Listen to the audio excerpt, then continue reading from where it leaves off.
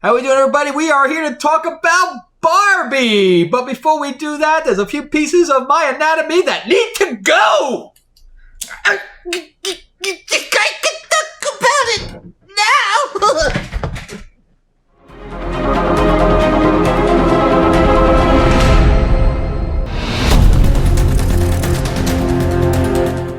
All right, let's talk about Barbie, everybody. Barbie! Whoa, what a movie! All I can say is thank God I went to see Oppenheimer after this to lift my spirits. Oh my God. So, yeah. So let's talk about Barbie. First of all, I really feel bad.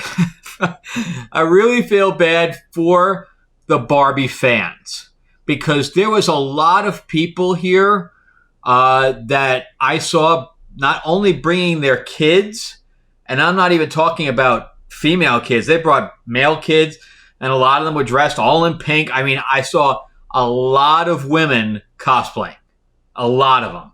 And every theater was filled up. There was excitement. They were selling dolls at the concession stand. Little girls were walking around with the dolls.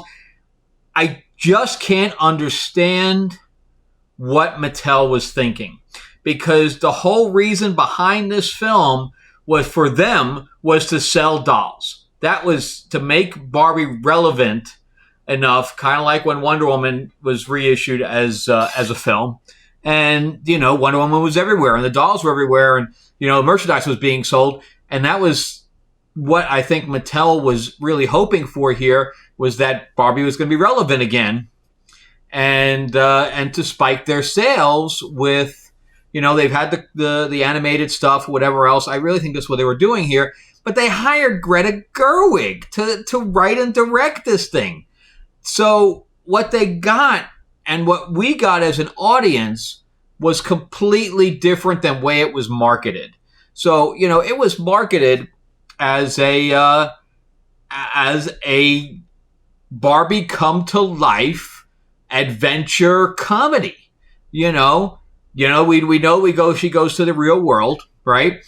And we also saw all of this Barbie world, Barbie land stuff that was really, really well done. So if anything, I got a point about the film, it's the production design, the props, all that stuff was done extremely well. I mean, there was so much thought put into creating those sets that I feel bad for those people too. So here we have it being marketed to an audience with these amazing production designs, to an audience that was like, finally, we've had, you know, the male guys get, you know, their stuff. The Disney princesses get their stuff. Barbie finally gets the big screen, you know, in a live action. We got Margot Robbie, who embodies that character and who does a great job. And we're given not only okay, there's a difference between feminist and extreme feminism. So what we get is feminism off the ledge.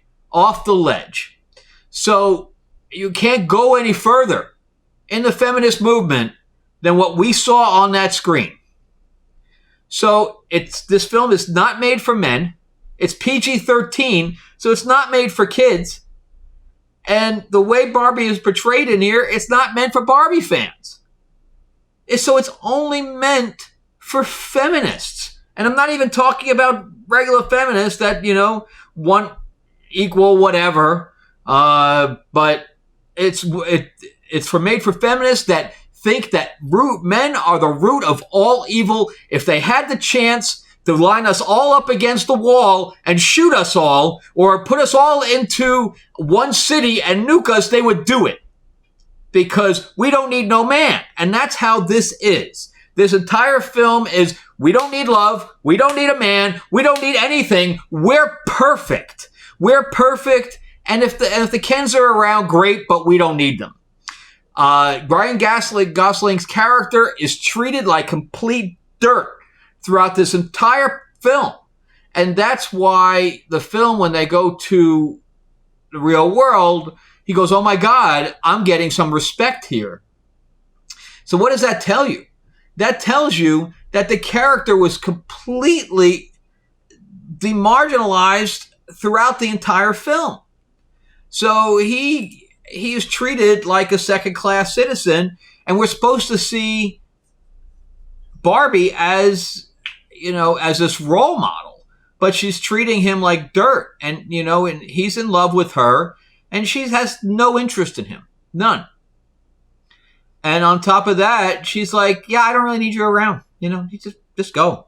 I'm dismissing you. And that's how this is. So, I mean, I'm not really going to go into any spoilers. There's nothing to really spoil, Even America Ferrera literally goes into a rant about how hard it is to be a woman.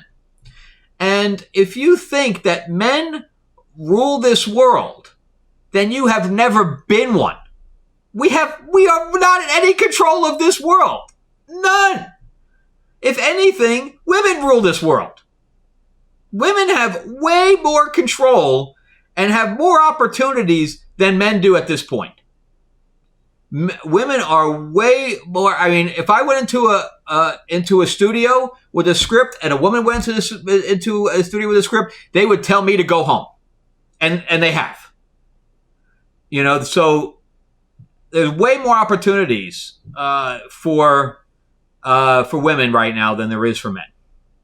So if you are a straight man going into this film, just know that your nuts are going to be kicked throughout the entire film. You are a second-class citizen to the cast of this movie. And it got really uncomfortable at times, with me sitting there, and especially during that America Ferrera rant, not many, but there was a few women that are like, sing it, sister, sing it. Amen, baby, amen. It's just like, it's a rally cry rant, how hard it is to be a woman. I mean, Jesus, is it that hard? Is it that hard to be a woman? I don't know. I mean, I don't see many of them just sitting on the side of the road with signs that say, we'll work for food. I don't see any of that. So, I mean, the way they're talking is that, they every time they go home, they're chained against a wall.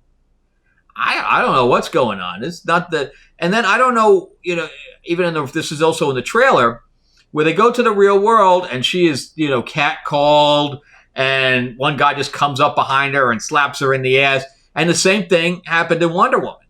When do women think that strange men just walk up and slap them on the ass? I can tell you that I've been a man for a very long time, and I have never done that. And I'm friends with other men, and I have never seen that. I was even in college at a time, believe it or not, and that never even happened in college. And that was the 90s. So I don't know where these women get off about the fact that it's not the real world. 90% of the time, men are afraid of women. They're afraid to approach them. It takes a lot of courage to walk up to, especially to a stranger, and even say hello and try to start a conversation, much less just slapping them on the ass.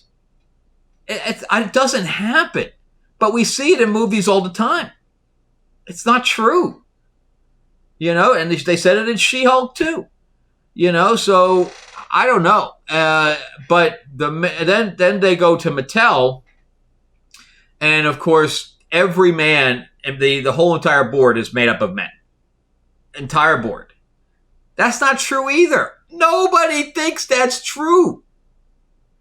But the creator, they bring in Perlman as the creator of Barbie. I have to look that up. I'm not sure who created Barbie. I'm sure it was a woman. I'm not debating that at all. But I just don't know what the point was. The point was to treat Ken like crap, so he gets angry enough to come back and say, look, I want I want some respect. And he takes it too far. And then Barbie says, I think I owe you an apology. But I really have nothing. I don't want you. I'm not in love with you. I'm going to go to the real world. I like the real world better than here, or whatever. I don't know. I mean, I have nothing really to say about this film because there's just, besides some of the acting and the production design and the costumes, there's just no positive thing. And I feel bad also for the parents that brought their kids to this and then at the end of the film had to explain everything that these kids heard. So, I mean, how do you explain that? How do you explain some of those speeches about it? Mommy, is it this hard to be a woman? Am I going to grow up and, have to deal with all this? I mean, how do you explain that? Why was even the younger, why is Barbie mad? Why does Barbie not like Ken? Should I not be playing with Ken? I mean, this could have been a great adventure comedy. That's where the missed opportunity is. And that's what I think everybody was expecting. And that's what Mattel, I think, was betting on, was to have a live action kind of version of their cartoons, their animated, their computer animated shorts and half hour. I don't know. I never watched one. So I assume that they're, between a half hour and an hour. But I think that's what they were betting on, was a live action version of some of that, where we had, things that could sell their product and be fun and, be exciting. And we're seeing, her ride around in the Corvette and, all this stuff, which we do get, but it's overlapping with this story that's just plain malicious for no reason. And, we could have had a nice Ken and Barbie kind of team up to, solve some kind of crime that's happening inside, Barbie land, where, one of the Barbies goes rogue or whatever. Or if you wanted to use the old trope, which really is an old trope, with bringing a cartoon to the real world. I mean, Sonic did it. I mean, everybody's done it. I mean, the Smurfs, that's the only go-to that they have. We need to bring in the real world, which I don't think that this was needed in that. But if you wanted to do that, you could have done it like Toy Story, where, they even kind of set it up. Oh, my owner is sad, so let me go and see if I can help. But they're not. They're saying, oh, we made the real world perfect because women rule everything. And again, that's the message that's pushed, is that the real world's only going to be perfect if women are 100% rulers and men are not, and men are put in subservient roles. That's the message of this film. And they have one section where they had a fake commercial for like a real life Barbie, where Barbie is scrolling on TikTok and Instagram all day, and she's sad by that, and nobody looks like Barbie, so we need to make her more curvy. I don't know. I don't know, but that's my point. Is that the entire movie was a social commentary. It wasn't a movie with a story. It was a movie to push a social commentary. And so it's already kind of a niche movie, and now they're really pushing it even into a niche for people that will actually enjoy it. So I'm really interested in this will do, because there's a lot of women that were very excited about this movie, and I really want to know their reactions now. Of course, I heard some of them already. I heard both the positives and I heard the negatives as they were leaving the theater. So I kind of think that it was like an 80-20 thing. I think that more people disliked the film than liked it. Or that they were pushing themselves kind of to like it because they wanted to like it. But I this will not get a repeat viewing, except for a very small percentage. But every theater I walked into was all full. So it'll do well this weekend, but I think it'll do a major drop off by next week. So we shall see. But remember to like and subscribe. That's all I have for this particular movie. Of course, I will not be seeing this movie ever again. I'm interested in how it does.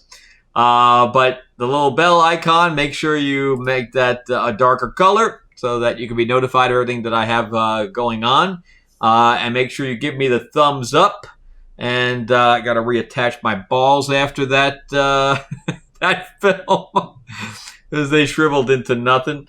Oh my God, that movie kicked my balls so many fucking times. It's crazy. I've never heard the word patriarchy used.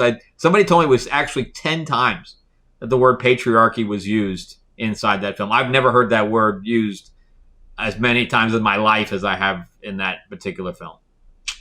Ouch. But let me plug my own stuff here. So we have my Vampire Mob. And you can see that I am not against strong female characters. Everything. Look at my shirt. This is my book here too. I love seeing films about strong female characters. Love it. Everything I write has a strong female character in it. But there's a way to do it, and there's just a way not to. You don't need to bring down other people to bring up your female characters. And that's the problem that we're having right now. Have all of your characters on the same level. Even out that playing field. That's when everybody enjoys it. Mission Impossible did that, and I'm going to see that one again. So, but anyways, Lords of LA is my female vampire in the 50s. It's more along the lines of True Blood, so it's got a little bit of nudity and plenty of gore and action and everything like that. But you can see that we have like the 50s nightclub, and Marilyn Monroe is over here and stuff like that. But I think you'll like that. So if you want anything that I have, I'm signing everything too in the link below at destinyaurora.net. Just click on that, and all my stuff is on there. And my book, I'll talk about that in a second. But this is Destiny Aurora. Again, strong female character. This is more of a ensemble piece because I do have a male kind of a captain, but you have plenty of aliens and robots and all this stuff in here. And it's 150 pages, only $20. And I have a 4-novel series on that as well. And the audiobook is releasing. But this one on my chest here. So then again, strong female character. It's called Tales of Ravenor, the Iron Witch. It's a 400-page novel. The regular hardcovers have like a dust cover on them, but I had to fulfill. So I used the only one I had with that in it. So I have another shipment coming in. But anyway, check that out as well. That is on Amazon. And again, thank you so much for supporting my channel. And if you've seen Barbie, did you love it? Did you love it? Let me know if you loved it and what you loved about it. If you didn't, tell me what you didn't like. All right? Thanks again for watching, guys, and you have an awesome day. And I'll be doing my Oppenheimer. I always call him Oppenheimer, but that's actually Oppenheimer, because I did the Barbenheimer duo feature today. So yeah, I spent 5 hours in the theater. Anyway, look for that one next. All right. Thanks, guys. Bye-bye.